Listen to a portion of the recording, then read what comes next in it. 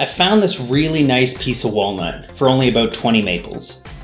Almost 2 inches thick, and just was screaming to be a table. Unfortunately, it wasn't cut perfectly flat, but it wasn't warped or messed up enough that I felt the need to use a planer for it. So I ended up just doing a lot of sanding.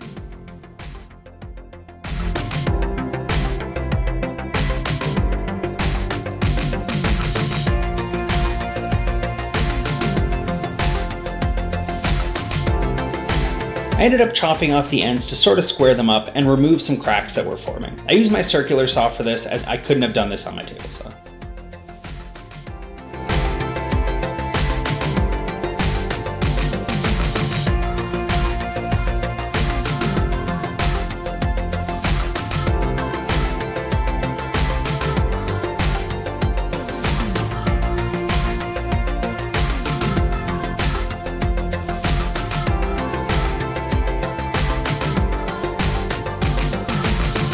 I bought these Lego sheets on Amazon, but you can buy them from the Lego store as well.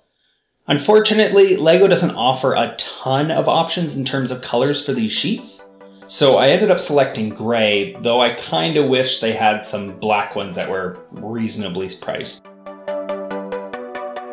I sort of ballparked where these sheets would go and marked them out with a marker.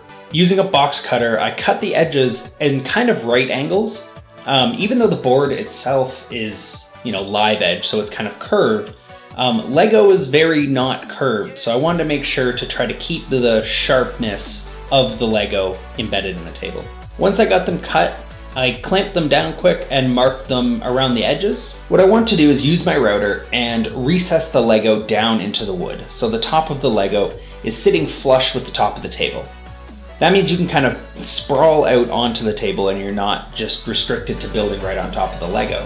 But it also makes it look a little bit classier than having a piece of Lego just attached on top of the board. Once that was all routed out, I added 2 just little scraps of wood into the cut area so that when I flipped it over, that would space it out and the top of the table itself wouldn't actually be laying on anything. This let me stain both sides all at once, without having to leave it a long time in between to dry. More often than not for finishing wood, I end up gravitating towards wipe on poly. I find it so easy to use and it adds a really good layer of protection around it.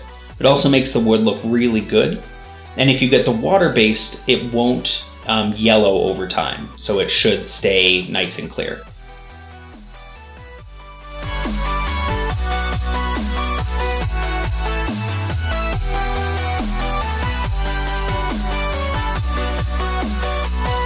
I had some friends weld up some legs for me. I don't know how to weld very well yet, and I don't have a welder. Josh and Wes took the time to weld up some legs for me in their shop at home.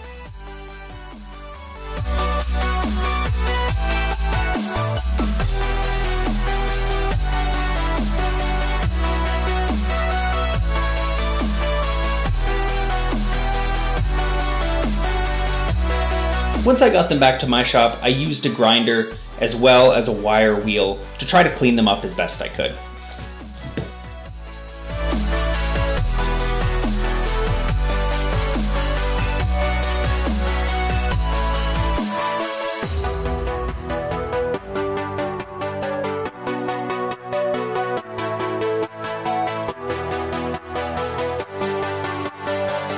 They'd put some pilot holes in the mounting flanges of these legs, but they were a little bit too small for my use, so just using a drill press just added some slightly bigger holes for the bolts I was using.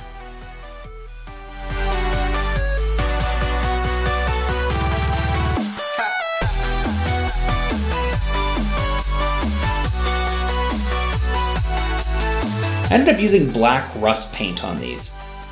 I painted them on with a paintbrush, and that was not great. That just didn't work out very well at all. So after I did all this, I ended up cleaning it up and just spray painting it, which I probably should have done from the beginning.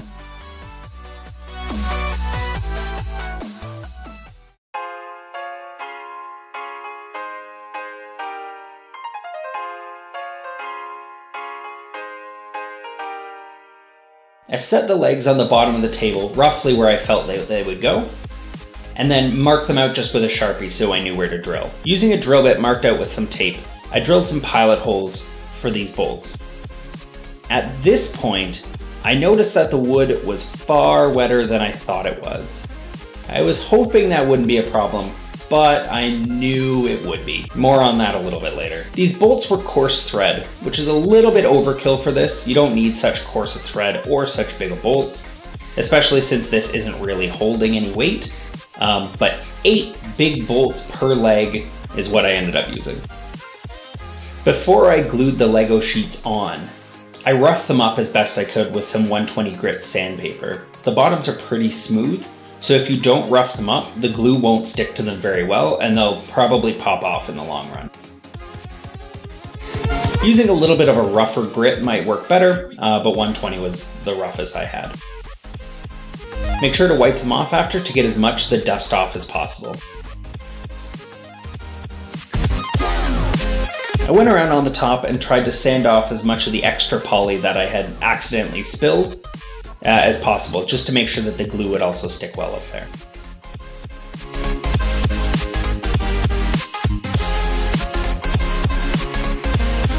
Now this is a case of where I was definitely underprepared. I had 2 tubes of 5-minute epoxy, but I only put one beside me, which was not nearly enough to actually coat the entire thing. Of course now, I'm scrambling because it's 5-minute epoxy, so I'm worried that all of this is going to just harden immediately and I won't actually get anything to stick. So definitely plan ahead if you're going to do this. Make sure you have a little bit more than what you think you're going to need, and make sure it's all easily within reach so that if something does change, you're prepared for it and you don't have to rush and be as worried about it.